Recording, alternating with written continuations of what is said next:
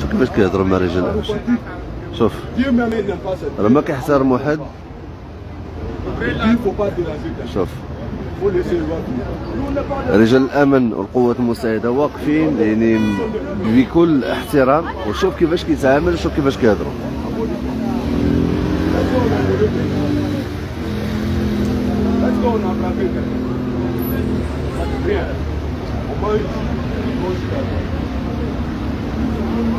قلت بان مشاهدي قناه شوف تيفي الافارقه جنوب الصحراء اللي كانوا كيحتلوا الازقه وكانوا كيديروا بعض الامور خطيره جدا امام بيوت الناس، فكيتبولوا قدام البيبان ديال الناس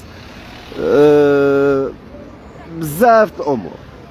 فاللي وقع هو ان انا كنتكلم اللحظه اللي وصلت فيها انا، فكان واحد الناس كيطلبوا منهم انهم يبعدوا منهم، فتصدموا بواحد الهجوم من طرف الاخوان الافارقه جنوب الصحراء بالحجر، كيضربوا وهازين الزراوط وكيهدوا في هذه العماره. هذه نيت، هذه هي العماره اللي كانوا كيهدوا الناس ديالها يعني بالحجر. والان وكاين تدخل ديال رجال الامن من اجل ابعاد افارقه جنوب الصحراء، لان غير هذا الاسبوع ربما اليوم الجمعه الاربعاء كانت حمله كذلك ديال السيد القائد، ضبطوا كميه كبيره ديال مخدر الشيره الحشيش.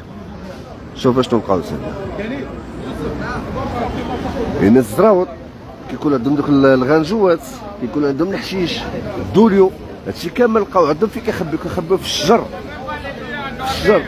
ولكن قباح المغاربه كيقدروهم، كيعطيهم الماكله، كيتهلاو فيهم.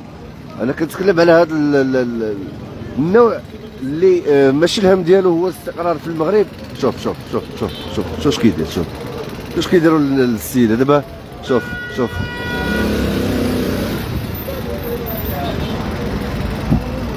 اش كيديروا لها. شوف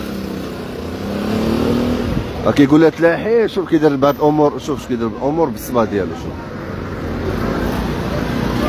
راه ما كيحترموا حتى شي واحد، عنصريين بواحد الشكل كبير، عكس بعض الافارقه اللي خدامين في دي سونتر دابيل، خدامين في باب مراكش، خدامين في التوين، كاينين محلات تجاريه، كاينين شقق، عايشين حياه ديالهم يعني عايشين مستقرين، كيتعالجوا في المستشفيات بشكل عادي. هادو لا، هادو كيديروا الفوضى